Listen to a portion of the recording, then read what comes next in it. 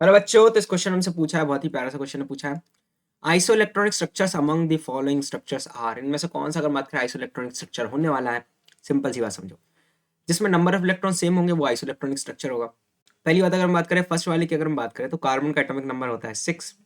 Hydrogen का कितना होता है, अगर हम बात करें हाइड्रोजन का होता है 1। अब नंबर ऑफ इलेक्ट्रॉन्स देखते हैं।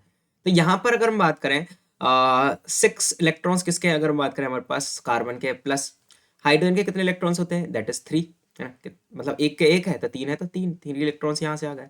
अब यहाँ पर से मैं -1 इलेक्ट्रॉन क्यों कर रहा हूँ, ये -1 इलेक्ट्रॉन इसलिए यूज कर रहा हूँ क्योंकि इलेक्ट्रॉन यहाँ पर लूज हुआ है। क्यों लूज हुआ है, क्योंकि तुम यहाँ पर CH3 पॉजिटिव देखोगे तो मतलब इसके ऊपर पॉजिटिव चार्ज है, इसका मतलब यह है कि यहाँ से एक इलेक्ट्रॉन जा चुका है।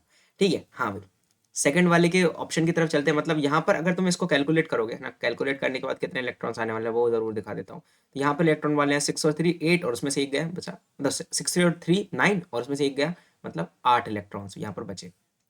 सेकंड वाले की तरफ बढ़ते हैं। सेकंड वाला बड़ा ही प्यारा सा है कि हम बात कर रहे हैं H3O पॉजिटिव की। तो देखो हाइड्रोजन का एटॉमिक नंबर कितना था, 1 3 है तो 3 इलेक्ट्रॉन्स, ये 3 इलेक्ट्रॉन्स आ गए, प्लस ऑक्सीजन का एटॉमिक नंबर था 8, मतलब 8 इलेक्ट्रॉन्स यहाँ से आ गए ऑक्सीजन के। अब इसमें से मैं फिर एक माइनस इलेक्ट्रॉन क्यों कर रहा हूँ, क्योंकि ये पॉजिटिव चार्ज ये बताता है, ये पॉजिटिव चार्ज क्या बताता है कि इलेक्ट्रॉन जो है वो क्या हुआ है, लूज हुआ है। इलेक्ट्रॉन जो है वो क्या हुआ है, लूज हुआ है। मतलब हमने इसमें से एक माइनस कर दिया भाई। तो 3 + 8, और अगर हम बात करें, हाँ 3 + 8 11, और उसमें से एक गया बचा 10, तो 10 इलेक्ट्रॉन्स यहाँ पर तुम्हें देखने को मिल जाएंगे। नेक्स्ट वाले की तरफ मूव करते हैं। नेक्स्ट वाला हमसे कहता है, क्या कहता है कि भाई जो थर्ड है, थर्ड वाले की हम बात करें, थर्ड वाला कौन है हमारा, NH3। NH3 बड़ा ही सिंपल है, नाइट्रोजन का एटॉमिक नंबर था 7, मतलब 7 इलेक्ट्रॉन, प्लस हाइड्रोजन का 3 इलेक्ट्रॉन्स, क्योंकि 3 हाइड्रोजन है 3 इलेक्ट्रॉन्स, जब कैलकुलेट करोगे 10 इलेक्ट्रॉन्स आ जाएंगे। मतलब सेकेंड और थर्ड जो है आइसो इलेक्ट्रॉनिक है। अब हम बात करेंगे, है ना, एक बहुत ही ज़्यादा अगर बात करें इंपॉर्टेंट कंपाउंड की, जो है हमारा CH3 नेगेटिव। कंपाउंड नहीं है ना, आयन है, क्योंकि चार्जेस के ऊपर। तो CH3 नेगेटिव की बात करते हैं।